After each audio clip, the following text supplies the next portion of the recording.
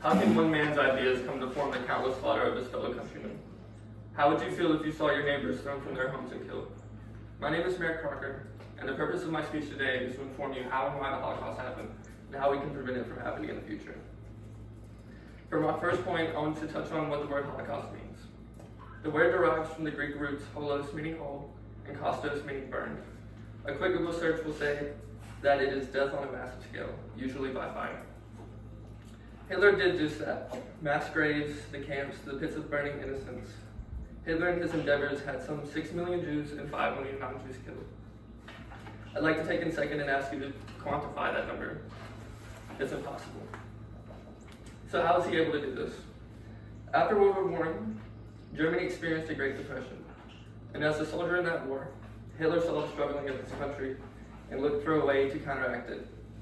He used his speaking abilities to center Germany's economic issues onto the Jewish people. Through countless rallies and speeches, Hitler became a voice to an already common ideal that the citizens of Germany had. This ultimately led to his rise in power and pursuit of the Jewish people. Hitler helped start the German Worker Party, which eventually formed the infamous Nazi Party that we know today. Now let's get into the why. Anti-Semitism wasn't invented by Hitler. Hostility directed at the Jewish people goes all the way back to ancient Rome, where the people were forced to leave Palestine. This goes to show that Jews were discriminated against long before Hitler rose to power. Many European Christians held the same belief around the world. The people of Germany were no exception. They too saw the Jews as a different people. Hitler used this ideology to back his campaign and gain the favor of the German people, catapulting towards the total eradication of the Jewish people and faith. Hitler's stance on Jews are thought to come from many places.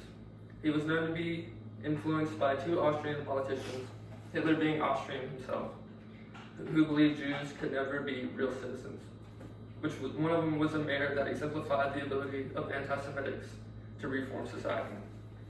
Other than religious differences, Hitler was known to speak out as the Jews being the reason why Germany lost in World War I. Hitler persuaded the people by assuring them that the war was not lost on the battlefront, but on the home front.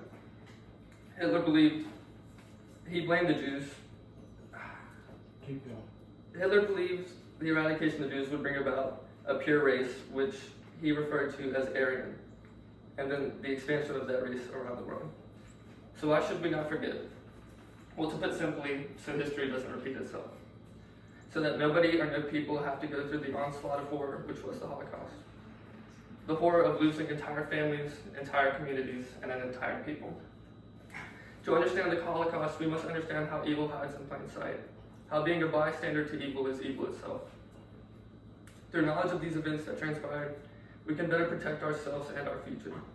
Through the knowledge of these events, someone like Hitler can't and won't rise to power again. To conclude, let's go over the main points. The Holocaust, what does the Holocaust mean? It means destruction, usually by fire, on a massive scale. How is Hitler able to accomplish this?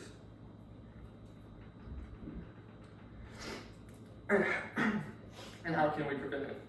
In the words of Elie Wiesel, a survivor of the Holocaust, for the dead and the living, we must bear witness. Thank you.